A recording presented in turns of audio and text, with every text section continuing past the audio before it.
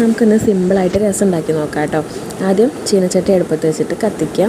തീ കത്തിച്ചതിന് ശേഷം ചട്ടി ചൂടായി കഴിഞ്ഞാൽ വെളിച്ചെണ്ണ ഒഴിച്ച് കൊടുക്കുക. അതിലേക്ക് നമുക്ക് ആവശ്യത്തിന് കടുക് പൊട്ടിക്കുക. കടുക് പൊട്ടിച്ചതിന് ശേഷം 1-2 വറ്റൽമുളക് ഇട്ട് കൊടുക്കുക. പൊട്ടിച്ചിട്ട് ഞാൻ ക്രഷ് ചെയ്ത വറ്റൽമുളകാണ് ഇട്ട് കൊടുത്തിട്ടുള്ളത്, ഒരു 1/4 ടീസ്പൂൺ. ഇതിലേക്ക് ഒരു 2-3 തക്കാളി നന്നായി കൈകൊണ്ട് ഉടച്ചത് ചേർക്കുക. അത് കഴിഞ്ഞിട്ട് പുളി നമ്മൾ വെള്ളത്തിൽ പിഴിഞ്ഞിട്ട് ഒഴിക്കാം.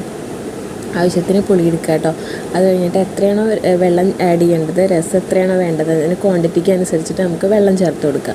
ഇതിലേക്ക് നമുക്ക് 1 സ്പൂൺ മഞ്ഞൾപ്പൊടി, കുറച്ച് കായം, പിന്നെ ആവശ്യത്തിന് ഉപ്പ്, ഇത്രയും സാധനങ്ങൾ ചേർത്ത് കൊടുക്കുക. ഇതൊന്ന് നന്നായി തിളച്ച് വരുമ്പോൾ നമ്മൾ പച്ചമല്ലി, നല്ല ജീരകം, വെളുത്തുള്ളി, കുരുമുളക്, ഇത്രയും സാധനങ്ങൾ ചതച്ച് വെക്കുക. അത്രയും സാധനങ്ങൾ ഇതിൽ ആഡ് ചെയ്ത് കൊടുക്കുക. എന്നിട്ട് നന്നായി തിളപ്പിക്കുക. പിന്നെ ഇത് കഴിഞ്ഞിട്ട് നമ്മൾ മല്ലിച്ചപ്പ് ഉണ്ടെങ്കിൽ അതും കൂടെ ആഡ് ചെയ്ത് കൊടുക്കാൻ നല്ലതായിരിക്കും കേട്ടോ. എൻ്റെ കയ്യിലില്ലാത്തതുകൊണ്ടാണ് ഞാൻ ആഡ് ചെയ്തിട്ടില്ല. ഇത്രയും ചെയ്ത രസം റെഡി.